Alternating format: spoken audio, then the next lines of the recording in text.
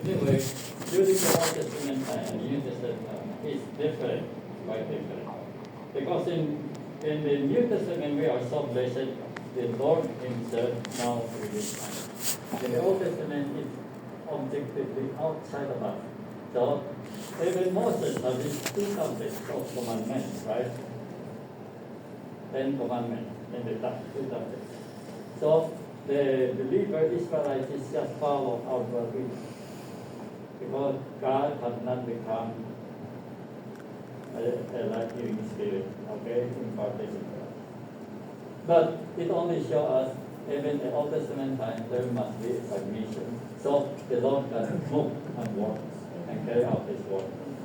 When Jeremiah looked upon himself, he said, he complained, he didn't submit. But the Lord said, I will put my word in your mouth. Then he believed. And believing, submitting himself. So, the Lord knows that place.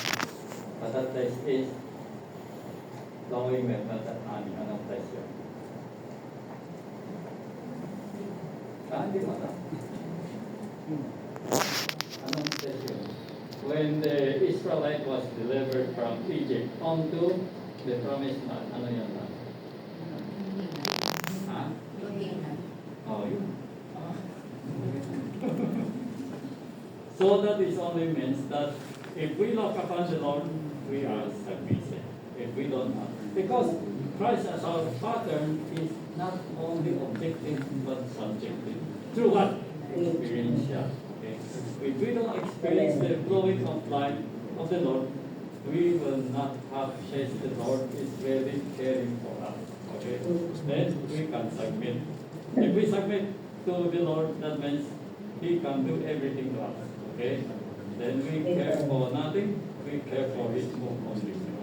That's the way that we humble ourselves. Humble ourselves, submit to the Lord, everything will be for God's glory. Okay? Remember Philippians chapter 2, verse 9 to 11, regarding the matter that God exalted Christ, God, to the highest, and His name, and become that they become able to worship Him, and our tongue to able to praise Him. Everything the Lord showed us that He even been exalted. How can we be exalted? It's the Lord Himself within us is being expressed. If the Lord is being expressed, God is exalted. Okay? Praise the Lord. Amen. Praise the Lord. Hello po, Saints. This is Sister Jenny from Church in Lawag. And Amen. Salamat sa Panginoon. Amen. Praise the Lord. I really enjoyed the whole